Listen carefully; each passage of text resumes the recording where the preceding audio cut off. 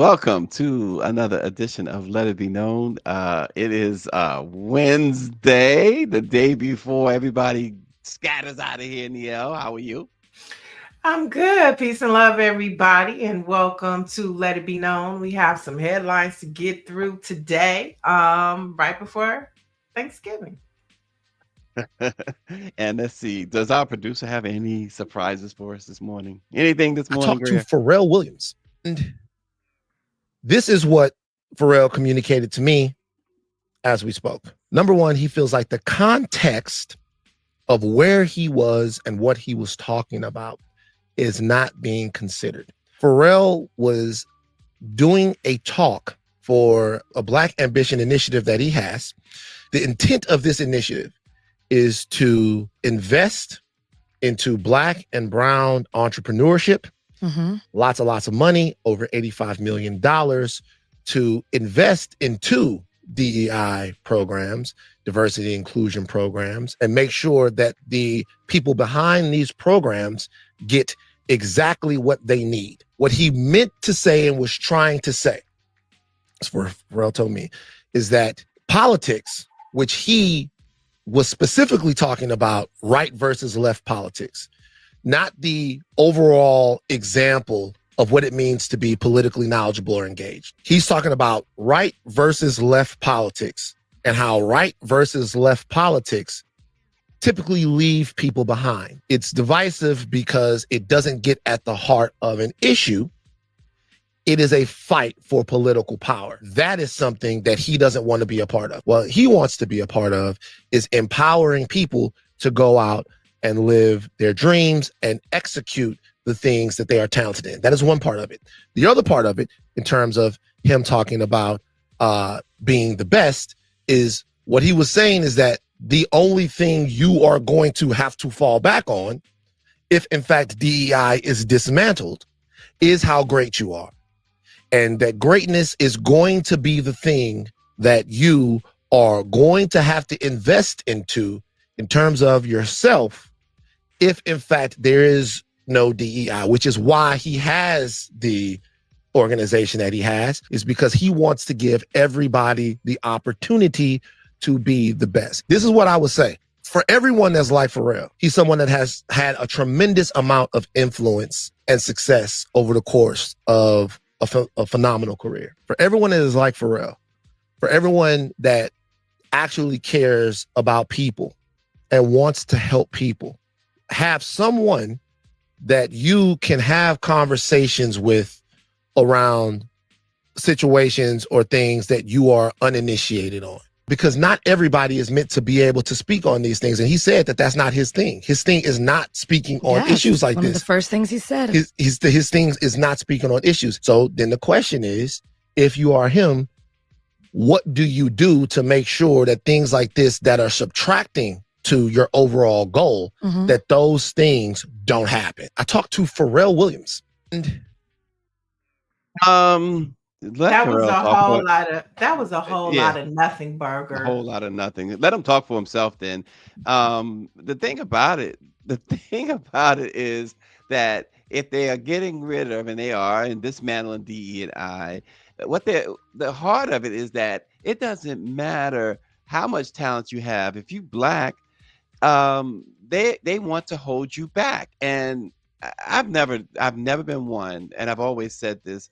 I don't think people should be taking advice from celebrities anyway. If I The want thing advice about it about is, producing, I'll go to Pharrell. right. But the thing about it is that the whole purpose of his program is because those people weren't getting the opportunities that they deserve. So it just really made him look stupid because you're sitting in front of a program that you created because of the lack of opportunity that Black and brown people didn't have. And so you created a program to provide those opportunities for them.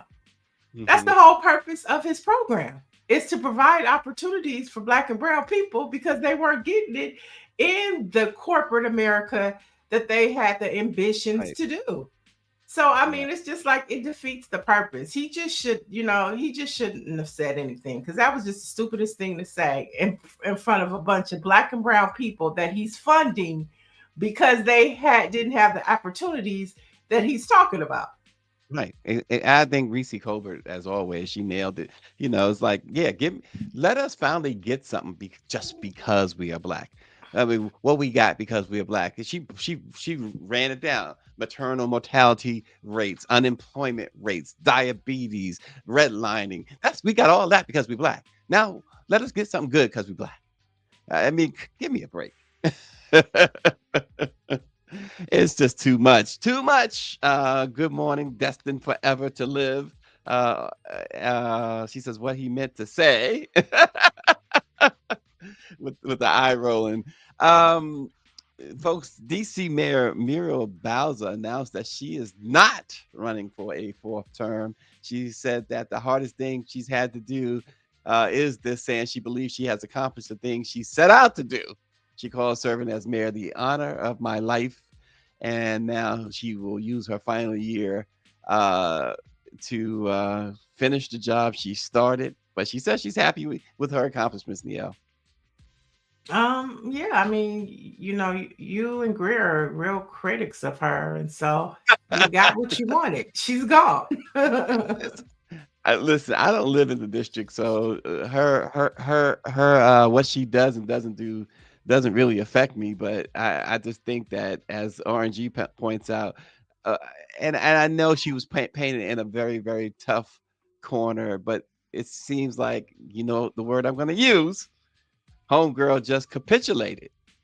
And so I know that, like, Denise Rolock of the Washington Informer, she begs to differ. She talks about the challenges that Mayor Bowser had, but I just think that you just, if you are if you hear that you're going to be indicted, for instance, this is what I like in what Muriel Bowser did. If you hear that there's a chance you're going to be indicted, the prosecutor's going to present a case to the grand jury. They haven't presented it yet, but they're going to. And then you go and turn yourself in and say, all right, here, put me in jail. They're going to indict me. So she said when Trump came in, she went out to Mar-a-Lago, kissed the ring, and then she immediately dismantled Black Lives Matter Plaza because she said, I know he's going to require that. I know he's going to want that. She started doing this other stuff because she knew he was going to want it. So she turned herself in before she was indicted, in my opinion. I mean, it's a lot of people that are not running for office. So I think we're going to see a lot of people. A lot of people are just drained too. I mean, she could be just tired. Like, I don't have it. I don't feel like fighting my people. I don't feel like fighting these white folks. I can give me a nice, cushy job in the private sector, or maybe she wants to run for Eleanor Holmes' spot. We don't know. So that was going from the fire to the fire. but fire, I mean, you just never know. But it'll be interesting to see if she ends up in the private sector, or if she decides and has other ambitions to run for another office. Time will tell.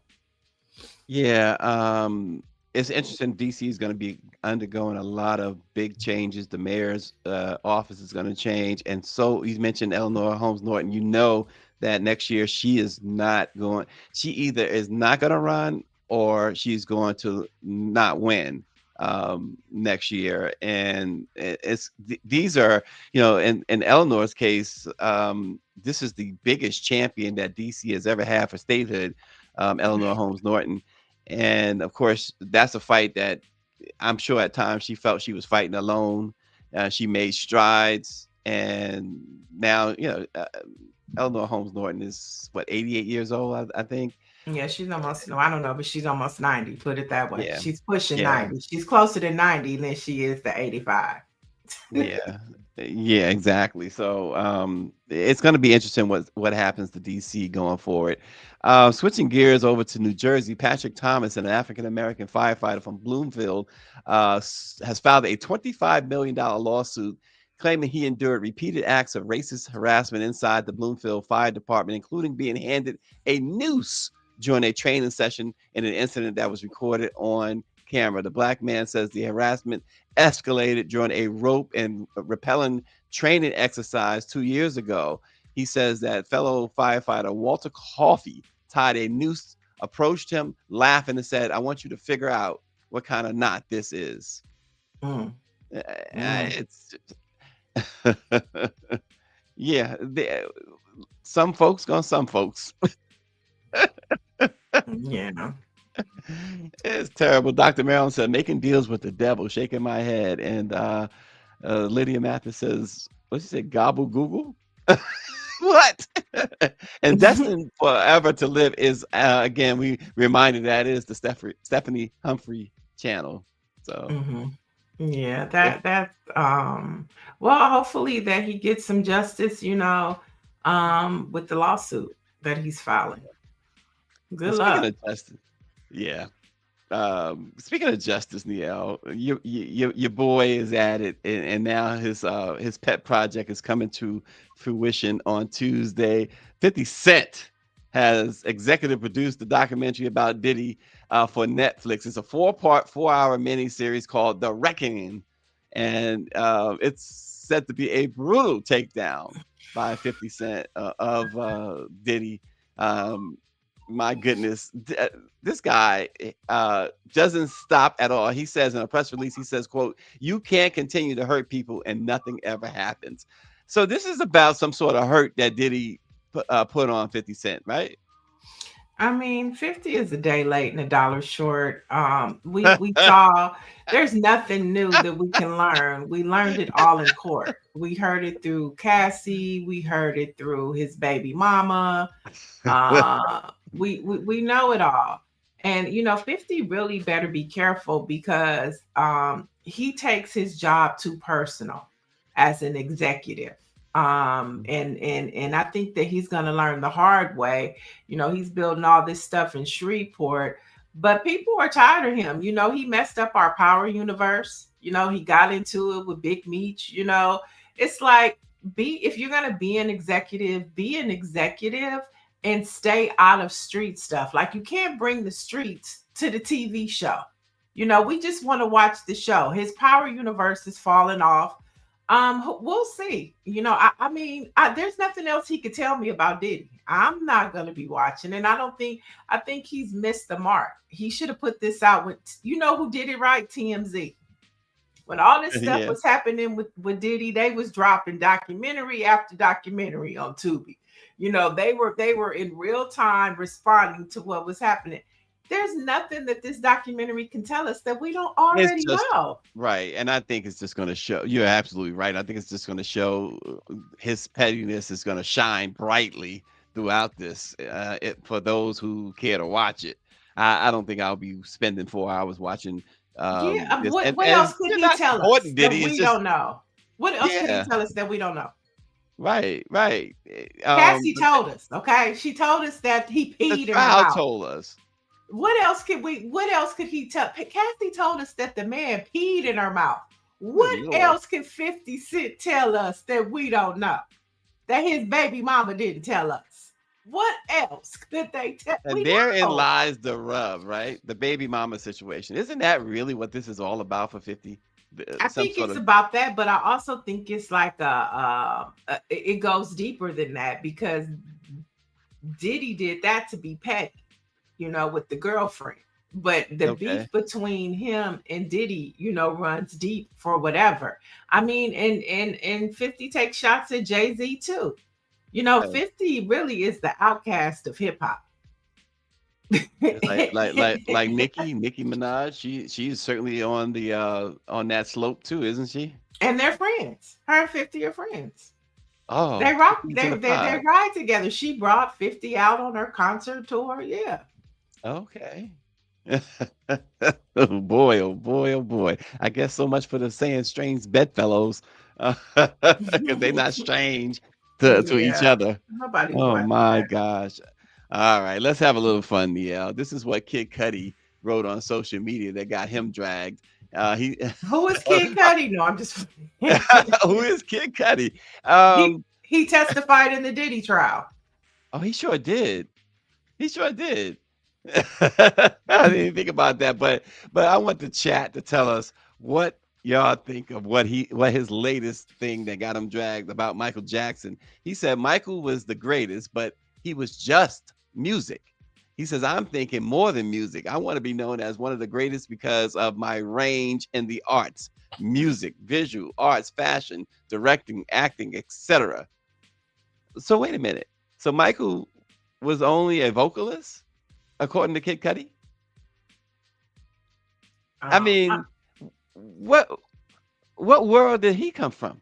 well, I mean, I think it's a generational conversation. You know, Michael Jackson to us is different from Michael Jackson to maybe a millennial or a younger person. So, you know, from that perspective, I get it. I think Michael Jackson does transcend generations. Uh, but you know, Michael Jackson to us might not be Michael Jackson to his generation.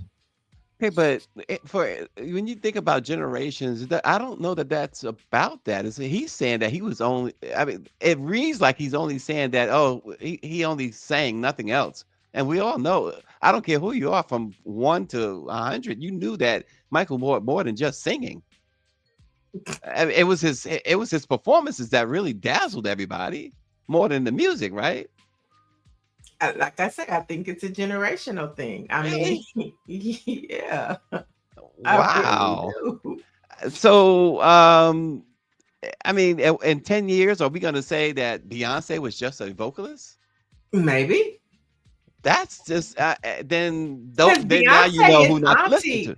Beyonce is to a lot of younger kids now. Beyonce is auntie age. What y'all? I, Wait. Y'all not right. Because you too old for this. You too big for your age to not speak on the fact that Michael Jackson, it wasn't just his performances. Right. His music changed everybody. and you're in our Lyrics. age bracket. You're Yeah, in yeah, our I age understand that. bracket. No, but what I'm trying to say is Randy's son is 7 years old. You understand what I'm saying? So it goes beyond that, but even more than that, the music that he wrote, it wasn't just his performances, it was the lyrics of some of the songs, it was the type of songs. So, you know, he is one performer that you cannot take any of it away from. You know what I That's mean? what I'm You can't take saying. it wasn't just his performance, it was the culture that he created across the Right. globe. Right. And Right. there's very few people. Beyonce's one of those people who fall into that character. The truth be told, Elvis never fell in that category. Exactly. You can't Exactly. even Yeah. put the Beatles in that category, because at the time that they were, talking about the Beatles represented only really a white audience. Even though, we remixed that by the time hip hop came about, because we didn't have instruments. And so, I mean, I'm just saying, like, come on, Kid Cudi. Yeah, he picked the wrong one. That's what I'm saying. I mean, you say what you want about Michael. I can be one of Michael's biggest critics on certain things, but my gosh, he changed everything. The Yeah, culture, I like you mean, said, and I think everything. that I think we're preaching to the choir. I think to really have this conversation, we need to have a multi-generational. I mean, I know that there are kids that listen to Michael Jackson, but it depends on who their grandparents are and who they're, and I think it's a generational thing, you So know. I think it's like this. Who discovered light? You can't say, oh, okay, he only discovered light. I mean, it's just a generational thing. You have to acknowledge that he discovered light. Michael Jackson turned the music. Muhammad Ali was given credit for saving boxing in the 1960s, and he did. It was just dying out. Nobody was interested. Um, that's what Michael Jackson did for music. He totally changed the entire game. It's like you can't just say that he was just another artist. It's hard to fathom that an artist, Kid Cudi, supposedly an artist, would say that about a Michael Jackson. You could say that about others. I mean, I just I mean, I I don't mean, know. I I don't mean, know. I'm a Michael Jackson fan. I think he's the baddest. I think he's the trendsetter and he sets the bar for artists. I believe that, but I'm just saying that, as what was hot yesterday might not resonate with, a generation today. That's what I Mhm, say. It would be interesting just to have an intergenerational conversation, mhm. and see what the millennials and the Gen Zers think. Because if you have like raised in a household where people listen to Michael Jackson and it's a part, you know, of your culture, then yeah. But if it's not, you know, if Michael Jackson, if your mama loved Prince and not Michael Jackson, guess what? He might feel differently about Prince because that what was it. That's what was in his household. I'm just Well, saying. I yeah. think that Michael Jackson set the bar for a Mhm. Beyonce. You know, he did set the There's no bar, question, but right? it's because of the generation that I was raised in that I know that. Right, and the comparisons of Prince and Michael Jackson was always, and Kid Cudi is 41 years old, so yeah, he certainly should know better. But the comparisons, like everyone knows Prince is my dude. Yeah, I will take Prince any day, but Prince was not Michael Jackson. You know, Michael Jackson did the things that allowed people like Prince and others to flourish. Right? Yeah. I mean, he said he changed how black people were seen on MTV. I mean, he definitely was a trendsetter. I'm Michael Jackson forever, you know. Hmm. So I Yeah. just, you know, I mean, Kid Doc- Cudi, he got it wrong. But Dr. Marilyn it looks says, like he apologized. He did did he apologize. apologize? Good. Dr. Marilyn says he probably was conceived on MJ's music. Nah, he was probably conceived on Teddy Pendergrass's music. Betty. Nobody gets conceived on Michael's music, right? They just enjoy themselves. Oh my gosh. Wow. He changed the music video game as well, says the Stephanie Humphrey channel. Yeah, yeah, he certainly did that. And it was just funny to me to see somebody like Kid Cudi. It'd be one thing if somebody, you know, you're talking to people on the street who's not in the industry, don't know a whole lot about that, will say something like that. But gosh, Kid Cudi. All right, we'll move on from the king of You pop like into Michael, the that's Michael Jackson. huh. I said you like not Michael Jackson. Yeah, Well, you I see, mean, I have to be fair. Like y'all know, I get on this guy for stuff that y'all don't want me getting on him for. But one of the things I can't take away, nobody can take away, is the sheer unmitigated greatness of Michael Jackson. yeah, I mean, like Big Cheese says, Michael Jackson is the GOAT. See, sometimes we agree on things. I agree with you, Big Cheese. He is the GOAT. But this is what I was Black talking about history. yesterday with AI. Hmm. There's some artists that are going to be that you can't AI. You know what I'm saying? Like Hmm. you could do whatever, but like Michael Jackson, Beyonce, AI never. Okay, Uh, but all of these younger artists, like a Kid Cudi, and he's 41, yeah, but like a Kid Cudi, like a I don't want to name them because then I don't want to, you know, offend anybody. But these new artists do not compare. They're here today, gone tomorrow. We don't have any artists that transcend time. Marvin Gaye transcends time. Okay. Motown artists, because they were groomed, they were trained, polished, they transcend time. These new artists today, here today, gone tomorrow. So yeah, AI will take that over. But like a yeah. Michael Jackson, you can't AI that. You're not gonna be able to do that. Well, his nephew's gonna try and summing his uncle for the Michael movie, so we'll see. Well, I think he's doing, from the clips that I've seen, the songs that I've heard, I think he's done an excellent job at portraying his uncle. And I'm glad that Yeah, the family or whoever did the casting picked him because he did an excellent job so yeah. far from what I've seen. Yeah, there's a couple of the nephews in that family that I think would have, and Jafar obviously is one of them, would have been able to pull this off. So you couldn't, I don't think it could have gone wrong with the nephews. Not any of them, but at least there's a handful that they could have picked from, and they probably picked the right one. It looks like they picked the right one. I should say. All right. So since this is the last show before the break, let me ask everybody watching this morning, if you were hosting Niel, and I know you are, you got your Popeyes stuff and all that other stuff that you cooking up. If you were hosting the ultimate get together for the holiday weekend, which Black TV crew are you inviting to the table? Are you calling up the Living Single family that had the vibe long before the trend went mainstream? Or are you rolling with Martin and Gina's Wild Detroit crew? or a different world squad that felt like family from day one, or are you calling up girlfriends and that circle that knew how to ride for each other no matter what? And since we're talking about the season and family, who's your number one Black TV dad of all time? Is it James Evans? Is it Carl Winslow or Julius from Everybody Hates Chris, Uncle Phil, or Cliff Huxtable? So who are you bringing? Who's heading your table out of these people? See what I'm saying, Stacey? You stay in the 80s. Where? What about those? No, there's the 90s. There's Uncle Phil, and there's Yeah, but I'm Everybody just Hates saying, Chris. you went. I'm like, where's the crew from Insecure? I'm picking the Insecure Insecure. crew. Yeah. Oh gosh. Oh gosh. We just But got. I would pick, okay, out of your choices, I would go with the girlfriends. No, I don't. I'm gonna go. They're toxic.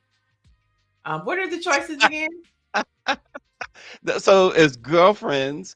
It's the shows girlfriends, A Different World, Martin and Gina. Martin, of course. Oh, I'm calling Martin because I'm gonna laugh. I'm gonna laugh. Say less. I'm doing Martin. I'm gonna laugh. Well, yeah, Martin. Tommy, You get the brother man from the 5th floor is gonna come through the window and take the turkey leg and climb on back out the window. You know, Martin's mama's gonna come. You know, it's just so Shanae gonna knock on the door and bring some mac and cheese. You know, Tommy gonna come. You know, cause he ain't got no job. Tommy ain't got no job. No, Tommy. You know, Pam is gonna come, and you know him and Martin gonna get into it. So yeah, I would go with the Martin crew.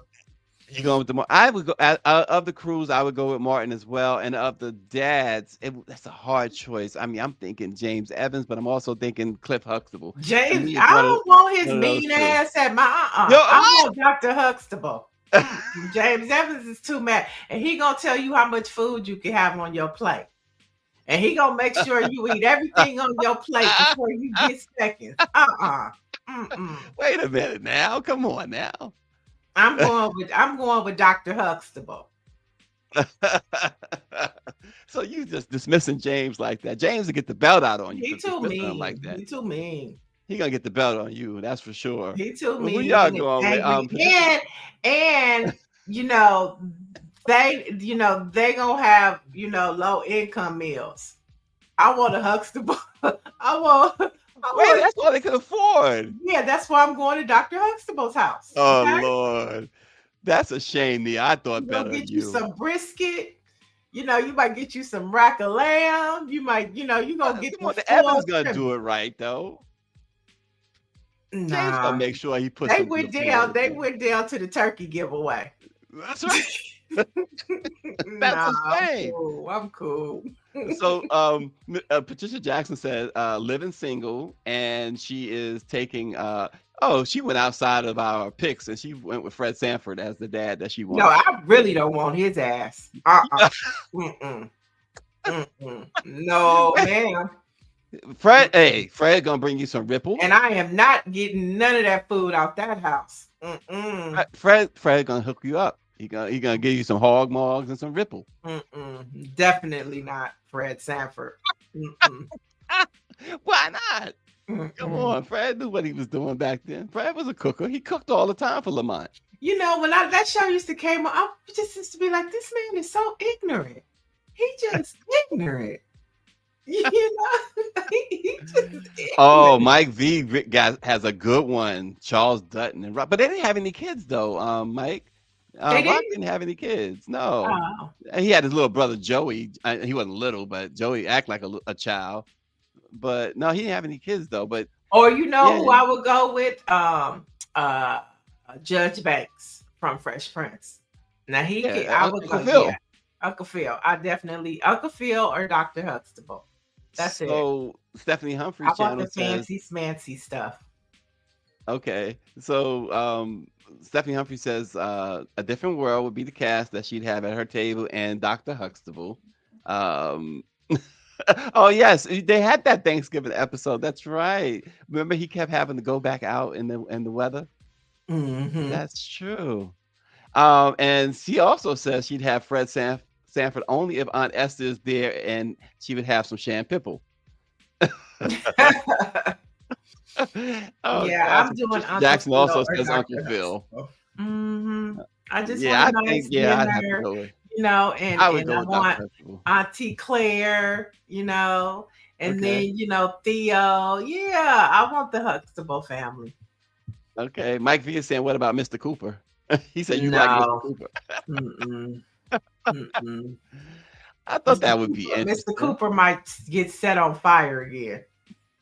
Oh gosh, is that what happened to him? Remember?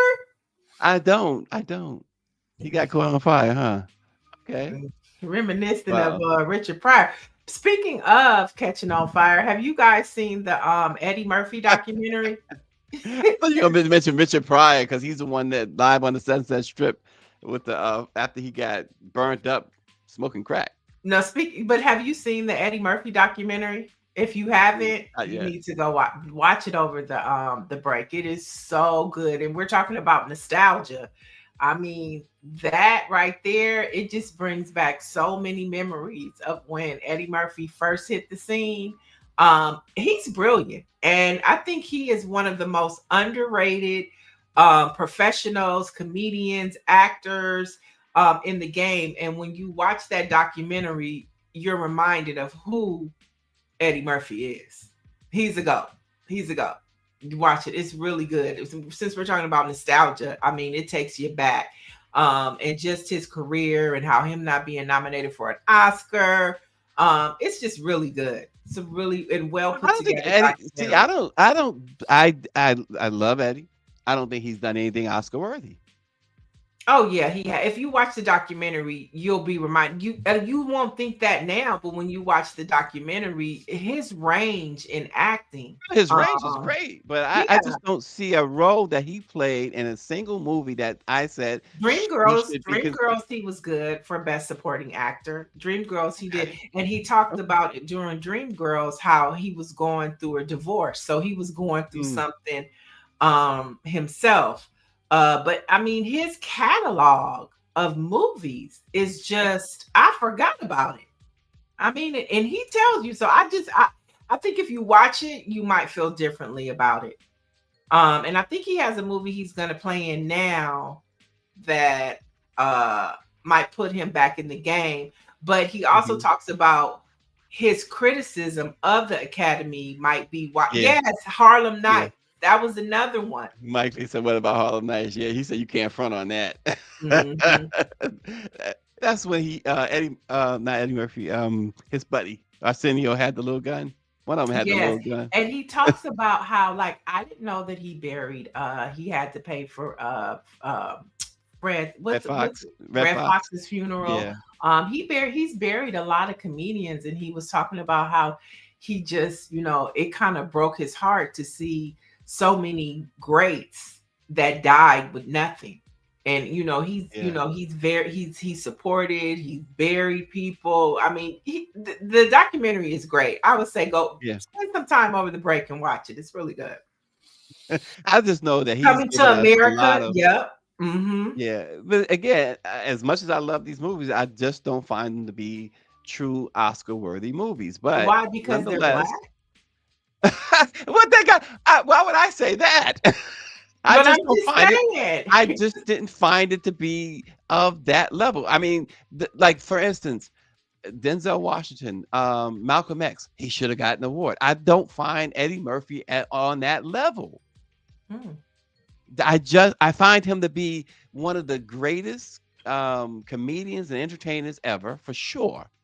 I just haven't seen one movie where all the way through I'm like, oh, Eddie should win an Academy for this. I just haven't. But who am I? It's just me. I mean, I Yeah. can't, I And you can't say take you that from think of him anybody as a else. comedian. He was like, he laugh at you. He like, I don't even tell jokes no more. I mean, Yeah, it just sets the but tone. yeah, yeah. He's like, if I feel like telling the joke, I will, but I'm so much Mhm. more. And during the documentary, you're reminded of just who Eddie Murphy is. I mean, he Yeah. started at 19. Yeah, he did. He started young out in He Long started Island. young.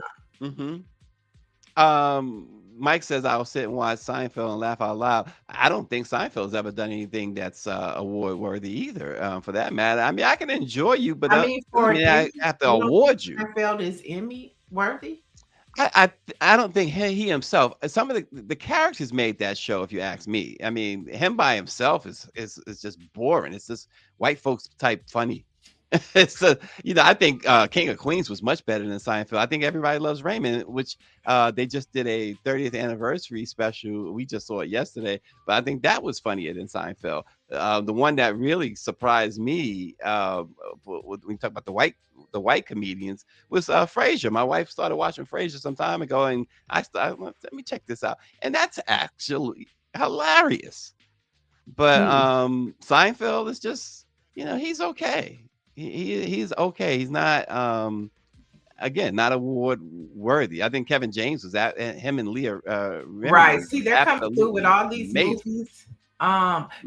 And he who played in Seinfeld? What's his name? The racist guy, Kramer, Michael Richards, No, and Seinfeld. Who was Jerry the Seinfeld was the Jerry lead. Seinfeld. He was in he's in the documentary too, talking Mhm. about in Eddie Murphy's I saw a clip documentary. of him from Eddie's documentary. Yeah, Mhm. absolutely. He's in it, Um, Dave Chappelle, Kevin Hart. yeah. I mean, it's really good. I was quite impressed. Listen, I am not taking anything away from Eddie. I'm just not one on the bandwagon that he should have an Oscar, but Or there is, nominated, you know. well, I mean, nominated. He's I mean, been there's a nominated couple of before. roles. He's Yeah. been nominated, right? Yeah. So in some cases, you just have to take that and say, hey, this is the other thing I always say is too. Look, Eddie don't need white folks' stamp of approval. No, he With doesn't. the No, award. he doesn't, but it doesn't mean that you don't want one. No, I'm not saying that either. I'm just saying that it doesn't, to me, him not winning an Academy does not in any way diminish his accomplishments at all. This Oh guy no, has, not at all. I mean, yeah, it's a part of the documentary though. That's only why we're yeah, talking about it, yeah. because No, it's I a get part it. of I the get it. documentary. I'm sure, as much as he would like to have an Oscar, I'm sure he will be the first to say that does not in any way define his career. Now, I love Trading Places, Stephanie Humphreys. Now, okay, I think maybe he could have been considered for Trading Places, so I'll walk it back. I love Trading Places. Well, no, I mean, everybody in the chat, they've listed like 5 or 10 movies by Eddie Oh, I know, Murphy. but again, I don't agree that he should have been considered for those movies. Now, Trading Places, like I said, I'll walk it back. I mean, okay, Trading The Places. one Well, that some people think did, Harlem Nights. Harlem Nights, he should have been. He I could have been I nominated get for it. Best Director. You know, he No, I directed that film. right. Or another one he should have been nominated for is The Nutty Professor. He played like 5 different characters. That He is played 5 Oscar different worthy. characters. That I mean, Just because you played the 5 different characters doesn't mean you're Oscar worthy. I mean, if you played them well, no. He played them well, and okay, so like that right there yeah, is Academy worthy. In some okay, people's minds. So his catalog, yeah. Coming to America. So the list goes on, and I No, think I those. see the catalog. I see what people are writing, and the one that I said that for me that really I think that he did maybe for me an Academy worthy look is Trading Places. I'm not dismissing that anybody else's feelings. Some people think Harlem Nights. Some people say Boomerang. Boomerang, that's I another don't one that should agree. have been nominated, because when Yeah. he talks about Boomerang in the documentary, he talks about how um they didn't feel like black people should be executives, Mhm. and so he Mhm. got pushed back from that because they weren't used to seeing Oh, you know black what was really people. good? Well, I'm not finished talking. Yeah, I know. I did because I didn't want to lose the thought. I'm sorry. Go But ahead. they in the documentary he talks about how the film industry didn't think that people were ready to see black executives. So he just always was above the mark in Mhm. pushing narratives for black people. He said Mhm. that Coming to America was about him wanting to find love. That's where that came from. That Mhm. concept of him looking for somebody authentic and truly to love him for himself. Great documentary. I'm sorry. Go ahead. It's okay. I'm glad he decided he's not gonna find love on Hollywood Boulevard at 2 in the morning, but nonetheless, no, but that distinguished gentleman. We do a lot of politics, obviously, on this show, but Distinguished Gentleman was a movie that was so underrated in my view, because I mean he went into, this was before, what's the movie with the lady with the cancer stuff up in the air and stuff, the white lady, Julia Roberts, I think, played in it. Oh gosh, but nonetheless, this was a Distinguished Gentleman was more than politics, because it took on that thing where they had the cancer clusters there, and Eddie had to, he had a vote in Congress about that, and it was a real serious issue intertwined with the comedic stuff, because Bernie Mac was in that movie as well, and was it Bernie Mac or Chris Rock? But nonetheless, Distinguished Gentleman, I think there was a lot of things in that movie that showed to me the different ranges of Eddie Murphy. And I think that perhaps he could have been considered for something like that as well. So see, I can walk some things. Yeah, there's a ton of movies that he could have been considered for. And I think Stephanie Humphreys said it best. I'm sure there are plenty of movies that were not Oscar worthy. As far as Black movies, many that were Oscar worthy but didn't make the list. And I think that's what what we're getting at too, is that who determines what's Oscar worthy or not. And Eddie Murphy has done some very specific cultural movies, like defining movies for the culture. 48 Hours, like we say, we have Harlem Nights. For him to direct that and bring all of those icons together, Red Fox, Richard Pryor, okay, so somebody said, Neil, you're giving it away. So I was giving it away. So I'm gonna stop. When I tell you it's good, but we come back Monday. She loves it, obviously. We come back Monday. I want to get y'all thoughts. That's our homework for the holiday. That's to watch well, and let me say this too, to wind it out on my end. Most people, in my opinion, most people who have won Oscars did not deserve it. Well, there you have it. And the ones that should have won didn't. There you go. What you got? What else you got for us? So we have some more headlines to go through. Good news. Reverend Jesse Jackson is home for the holidays. His social handle announced he has been discharged from the hospital. I hope everybody watching this segment. Huh? I hope everybody's watching this segment by you right now, and you'll know later. Look at the private chat.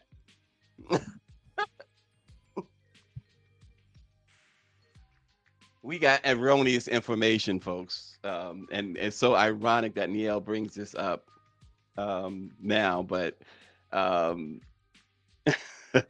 so I'm so glad that Jesse is home resting. Right, yeah, he's discharged and he's home resting. And so during the holiday season, I thought this story right here, Donald Trump and his crew, they are trying to take us back to the golden age of travel, and they're saying that it starts with us. So a new travel etiquette campaign launched by the U.S. Department of Transportation is urging passengers to dress with respect, calling out growing trends of travelers boarding aircrafts with pajamas, bonnets, and loungewear. And so they're saying, knock it off, stop it. Now, it's not a mandate, but they're saying, the Secretary of Transportation, Dean Duffy, is saying, let's go back to the golden age of travel, to where people presented themselves properly while traveling. Now, this, of course, has, brought up some debates about who determines what should and shouldn't be worn to the airport. So, Chad, what do you think? Does he have a point? Should pajamas not be allowed on airplanes and people walking through airports with bonnets on? Or is it your, come as you are, how you feel? Well, yeah, again, you're going down a slippery slope when you start mandating what people should wear, what they should not wear, et cetera, et cetera. However, having said that, as a Black man in America, in captivity, as some would like to say. I make sure when I go to the airport, when I go to Amtrak, I make sure that I am presentable. We have a Mhm. different we have a different experience, as we all know, than other folks, and so to lessen that adverse experience, I make sure to uh, present myself in a way that I feel like I have a better shot of not having to some unnecessary confrontations. Right. Well, I think, pajamas and bonnets are a bit much. That's a little too casual for me. Hmm. Now I could see once we're in the air and you want to go to sleep and you put a bonnet on, but let's not get off the plane with the bonnet. You know what I'm saying? Or you gonna put a bonnet on the plane, put a hoodie on, and go to sleep. But I do believe that, like to your point, there should be some type of presentation um that's not so casual when we enter the airport. I do. Well, Mike V says, dress business casual. You wouldn't come into the office with Crocs. So, Now they and do though, Mike. now they do. They, Remember it used to um, be casual Friday, maybe once a month. Now you can yeah. go to the office with your flip-flops on, you can bring your dog. I mean, it's just different type, different generation, different type of cultural experience. Mm. She's. I like what. Wait a minute though. Hey, that. Dana Kirk, 2446, says, let's go back to the time when politics had politicians and not clowns. Yeah. And on that note, we're going to go to the next story. All right. Let's head to California. We got two stories coming out of California. And this one might be a trendsetter for the nation. Los Angeles is the first major city in the world to fully synchronize all of its traffic lights, creating a Mm, unified system that adjusts signal timing in real time. Now, the goal is to reduce congestion, improve traffic flow, and cut down on travel times. And so this will be interesting to see if it really works. But I know me, I hate when it's like stop and go, stop and go. You got a green light, then you get to the red light. So now you should just be able to hit the road and then everybody stops and then everybody goes. Now, I mean, what are your thoughts on that, Stacey? yeah, I agree with you. I agree with you. I don't know what they're trying to, you know, in LA, what they're trying to do there. LA's traffic is so awful, as you well Right. know. Mhm. So I guess what they want to do, what they should want to do, is try to fix that, and maybe this is their one of their ways in which they're trying to fix it. I don't know, but I agree with what you said. Yeah. So it'll be interesting. So if this does work, then we might see a lot of other states and countries adopting this theory. And then let's head down to Anaheim. Now, this is Oh, interesting. okay. Now, I don't know if you guys know, but next year is the 100th anniversary of Black History Month.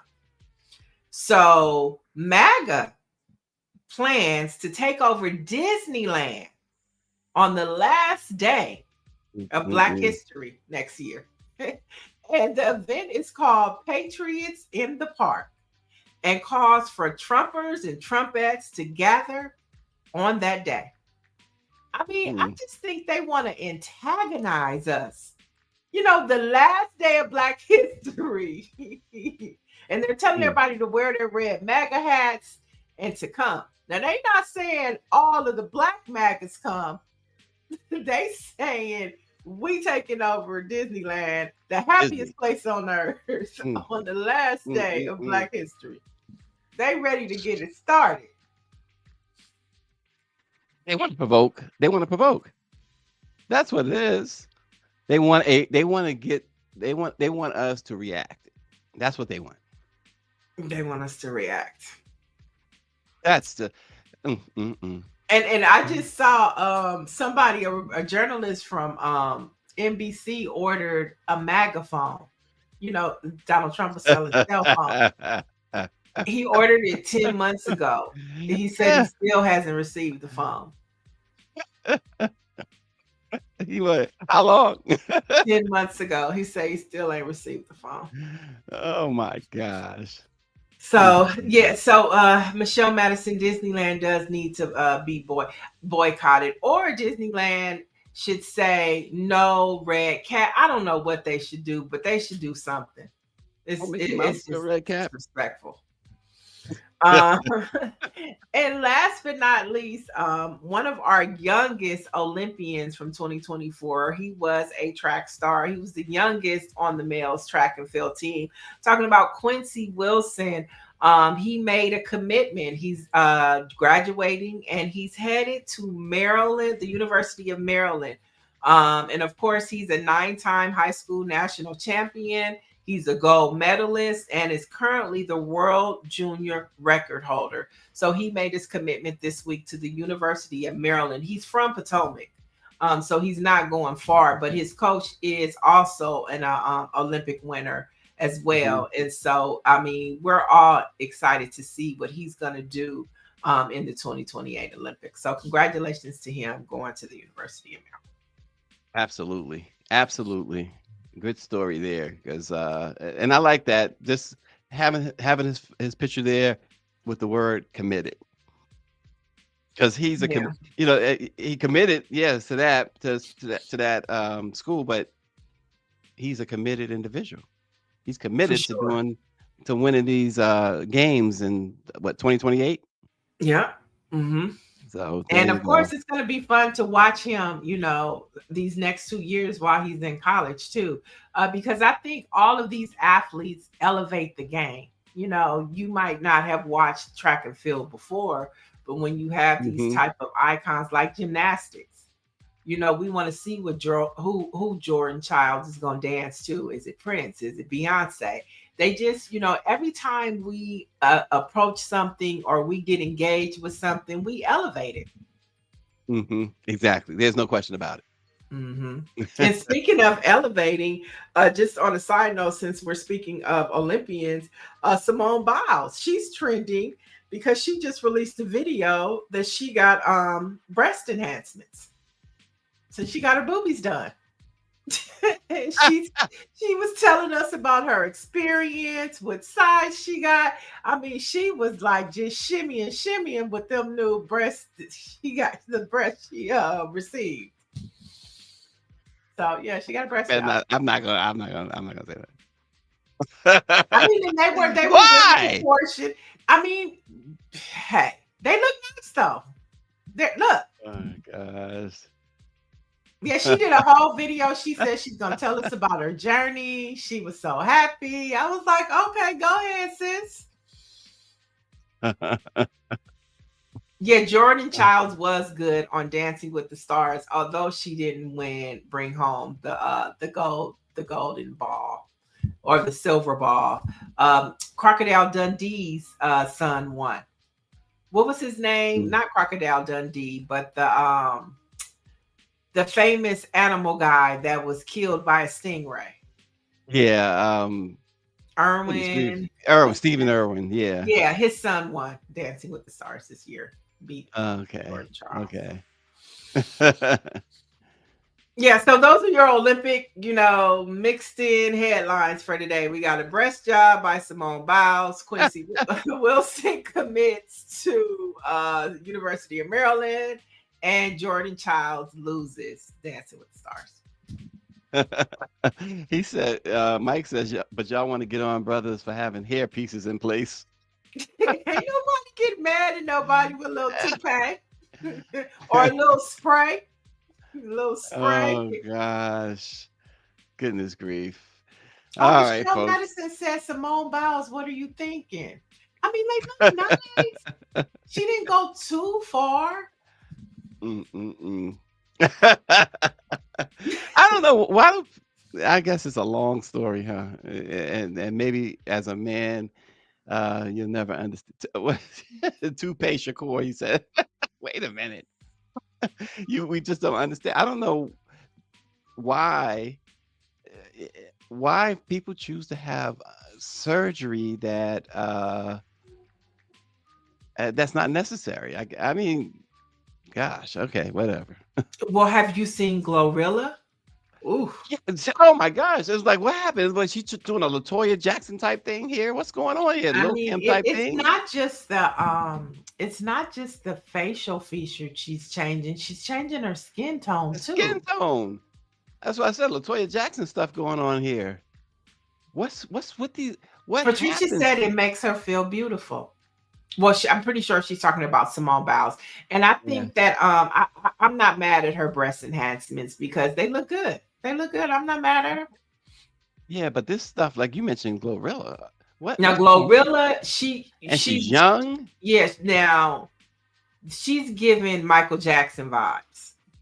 Glorilla is giving like, girl, stop, just stop, enough. Okay, you fix your Yeah. nose. I get the nose. Okay, I get it. It was, but beauty is in the eye of the beholder. But she didn't like her nose, so she fixed her nose. Fine. But now it's like it's just getting smaller and smaller. It's gonna fall off. Oh gosh. As Patricia Jackson says, and I say this a lot. Just remember, we all get older. So MKD, we don't use retardation anymore. It's called the spectrum. Okay. That's what I'm saying. We date ourselves on this show. We date ourselves. We Yeah. don't use that word no more. It's called the spectrum. Wow. All right, folks, let's get some Black History facts. On this date, 1911, President William Howard Taft appointed William Henry Lewis as Assistant Attorney General of the United States, making him the first Black person to hold a sub-cabinet post. This guy had already had an amazing path as the first African American named as an All-American in college football. So he did a lot, So good for William Henry Lewis. On this date in 1911, he was appointed as Assistant Attorney General. That's the first time a Black person was appointed to hold a sub-cabinet post. Beautiful. And this is why Black history is so important, because I didn't know nothing about William. Now I know this man. I would encourage you guys to look him up if you don't know a whole lot about him, because he accomplished so much. And you think about when he accomplished that at a time where it was as hard as any other time for a Black person, a Black man to accomplish anything. So good for him. Good for him. Now, Michelle Madison, we have to give this comment. She says, how will she jump and do gymnastics with those breasts? I have natural ones and can't wait to take my bra off.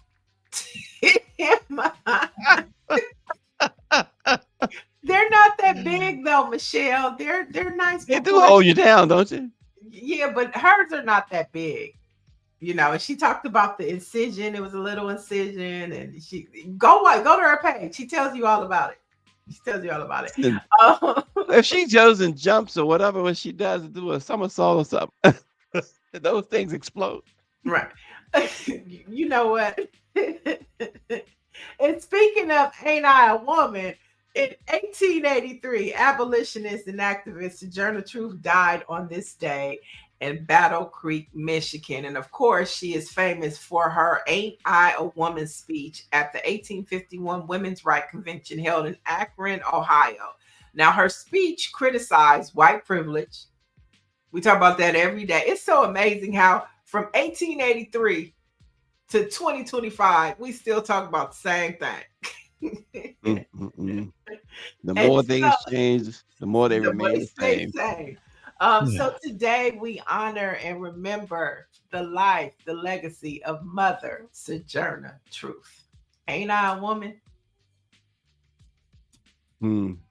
Wow. All right. That's a good way of getting out of here, right? Sojourner Truth. No breast enhancement. No skin lightening. No skin lightening. Just a beautiful Black woman. Well, okay, so Dana Kirk, 2446, says silicone weighs less than our natural fat. So there's that for Simone. Okay. All right. So I'm not criticizing people. I'm just not understanding it. So I think there's a difference. I'm not criticizing. I just don't understand, especially to me, when surgery is not necessary for to help you stay alive, I guess. What do they call it? Optional surgery? What do they call it? Selective surgery? I don't know. Whatever they call it. I, I'm just not down for it. But I'm not a woman, and so Yeah, I whatever. mean I mean it's fine. What's going to be interesting is to see all these people with these butt injections and tattoos, what they look like when they get in their 50s and 60s. It is. But Greer says that she says women do it because men like big breasts. Well, her husband bought the package with the little breasts. So, Mike, I mean, wait. So Mike V says, imagine if brothers went out getting enhancements. We would be called everything but a child of God. but low key men are getting Oh cosmetic surgery. Lord. We just don't know it. They're not Mm, they're private about it. You know, yeah. they're on the That's my point, TL. Patricia. Yes, because there's so much risk with surgery, right? I mean, people die having these surgeries and uh, I know. I have a friend and he went to Florida to get I don't know, well weight reduction mhm, surgery.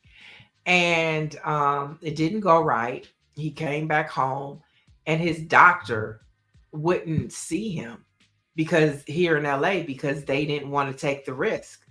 And then he mm, couldn't go back to Florida because the person who did the treatment was horrible. He got an infection and almost died, and he had to go mm, all the way to Mexico for the corrective surgery. And yeah, I was yeah. like, what was the lesson? And he was Mhm. like, well, you know, I'm like, what was the lesson? You're beautiful the way you are. Knock it off. No more Knock it off. surgery. Well, my Oh arms, my. I have the flab of my, let it go. Let it go. You can't go in the gym and get that flab off. Let it go. You almost died and lost your life. Well, Greer points out too that Kanye West's mom died on the table. Right. Yeah. And she got her surgery done at a shopping center here in Oh, California. really? Yeah, it was the doctor's office was in a shopping center, a strip mall. Hmm. Wow. That's And that's where horrible. they're getting it. Like you can go, especially like when you go towards Beverly Hills, Hollywood.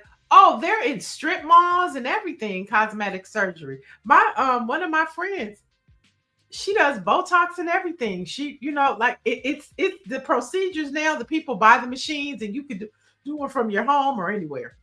And like Greer points out, like Kanye had money. What did she do? What was she thinking? But it wasn't like it was a nice office, but it was just in a strip mall. Hmm. Goodness grief. Yeah, like Ah, you can go get your hair done now. Like where I get my hair done in Beverly Hills, it's a hair salon, and then next door to it is two cosmic surgery facilities or units. mm. It's just all mixed in. It's just all mixed in with beauty now. Right. So when you go to get your hair done, as you come back looking like Tina Turner, we'll know what's up. You get and then you can go get your injections. You can get your Botox. I was thinking about I have this line on my Oh forehead. Lord, here we go. And I These was LA like, I want women. to get, but then I don't want to have like my eyebrow because Simone Biles said that she would never get Botox again because when she got it, she said her eye was like this the whole Oh, time. wow. Yeah. Wow. Man. I don't know. That maybe we have we should have some psychologist or someone on and talk about these surgeries and these appearing to be unnecessary surgeries that people Did you have. say a psychologist? I thought you was gonna say a doctor. You want you so you Yeah, I need to yourself get into behind the the scenes here. I gotta understand because even who was it? Lil, I think it was, well, not Lil Kim, another one who talked about it. Cardi B That, has butt injections. oh She yeah, got her without butt question. done. But the one that was down in Atlanta with Lil Wayne and them, is that Nikki? Hmm. I think it was her. They said her Somebody took booty stinks. That's what Safari and Meek Mill said. Oh That really Lord. stinks. Oh But you know God. what? They do say that those butt injections, there's a certain odor to them. A lot of guys say Mm. that. You know, they be like, she was a bad sister. But when we got back to the house or to the room, that booty was woof. Oh, that just that kills everything right there. Yeah, but they say it's a little stench to it. You know, you Oh, gotta really get up in there and clean it because it's, you know. mm. It's, I know that self-esteem issues play a role in some cases too. So, um, man, this is terrible. Anyway, Patricia Jackson is busted up. She is yeah, wrapped it up. wow, the combo has Destiny taken an interesting turn. Turner. I just don't, I just think that you got to watch who you listen to. You got to watch who you hang out with. Specifically these young black women. It's like, come on, black is beautiful. But and the Kardashians played a role in this too. Oh gosh. You know, I mean, if you watch that show, I mean, they just get a pinch here, a tuck there. You know, they're putting blood injections in their faces. I mean, they're embracing it, and then you see this, and then they're like, "Oh, I want that too. I want to look like that too." I mean, look at Kylie Jenner. She is a totally different person. That is not the Kylie from the early years of the Kardashians. And all those rappers and athletes running after these Kardashians, like, are you kidding me? You know, and, Give and, me- and even like makeup, like tons of like just like the face beat. It's just we have become such a superficial society, and Mhm. natural is not okay, and it really is, because in the long run you get old. Okay. You get old, yeah. Good grief. Wow. Okay. And even when they get old, someone look at Madonna. Madonna's almost unrecognizable too. Oh, she looks like Cat Lady. Like a cat lady. Yeah, exactly. Wow. That's a Joan Rivers. She died. She was getting old and she died and what, plastic surgery? Oh, Chris Jenner as a Power Kris Jenner 96. looks great though. I'm sorry. That whoever's doing her face, oof, that woman looks great. I'm sorry. You gotta give people credit. She looks amazing. Okay. Hey, she's still with that young black dude too, right? Mm-hmm. What's his name? Oscar or something like that? Corey. Corey. Oscar. What did I get Oscar for? Yeah. Corey hanging in there. He trying to get in the will. Wait. Orange G said, look at Kris Jenner face and then look at her hands. Her face may be 25, but her hands look 99. She ages like fruit. Stephanie Humphrey says as she continues to age, she will welcome all her wrinkles in gray. No hiding, no surgery. And right, Patricia says you can only lift and tuck so much. What goes up comes down. It comes down. And But what look, goes Kris on Jenner goes said, off. Kris Jenner says, no, I'm Mm. aging backwards with my daughters. All But she right, looks yeah. great. She looks great. We want to be at a record. Don't be going into that shop next to your hair salon, okay? No, I'm good. I'm good. Good. All All right. right. We appreciate y'all. It's been fun, and we'll be back at it again on Monday, as far as we know, right? We'll be back on Monday. A homework assignment, the Eddie Murphy documentary. Let's talk about it on Monday. And then we'll see if we can get my own award. You don't need the academies. All right. Thanks for watching, y'all. See you on Monday.